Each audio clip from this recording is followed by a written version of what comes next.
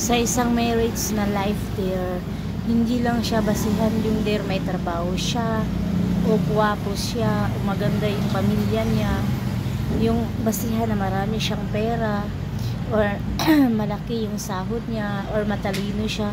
Hindi talaga yun basihan there kasi ang basihan there, matatanggap mo yung mga weakness niya.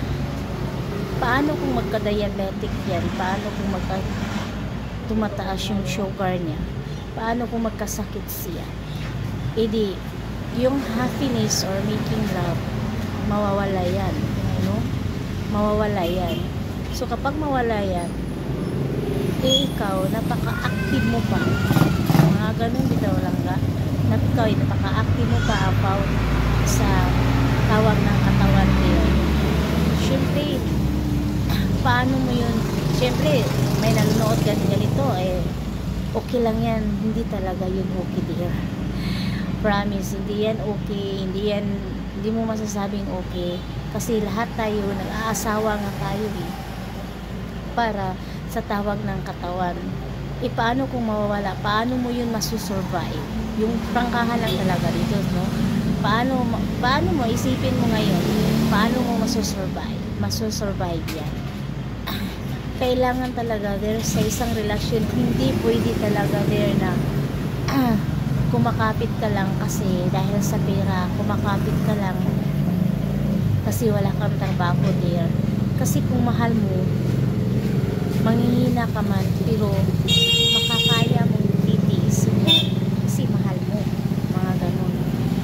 At saka ikaw din, kapag ikaw yung mataas na sugar, ikaw na wala ka ng sex life, kaya mo din i-handle siya, no?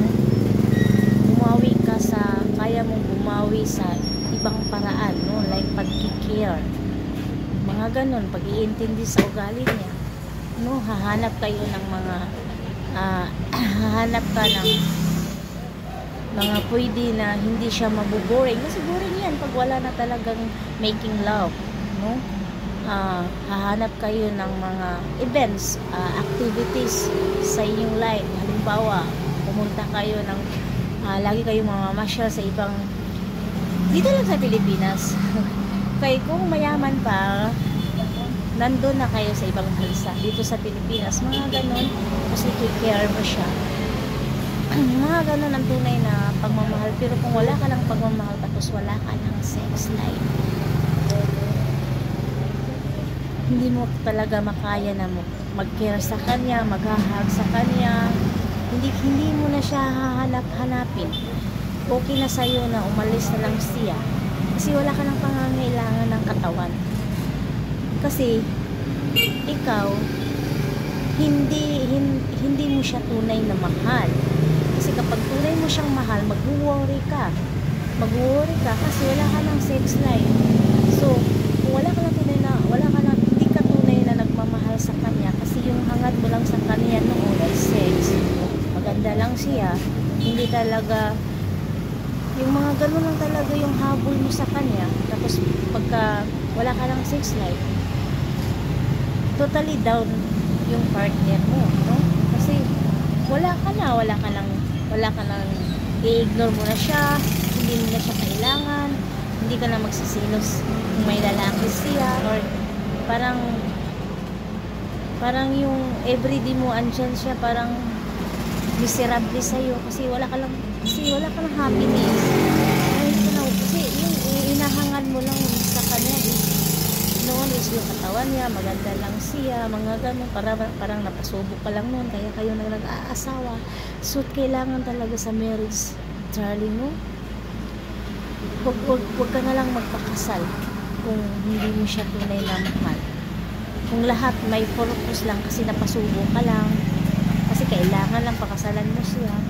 Pag dumating yung point na wala ng sex lives kasi may dinaramdam kayo, kawawa talaga yung partner mo.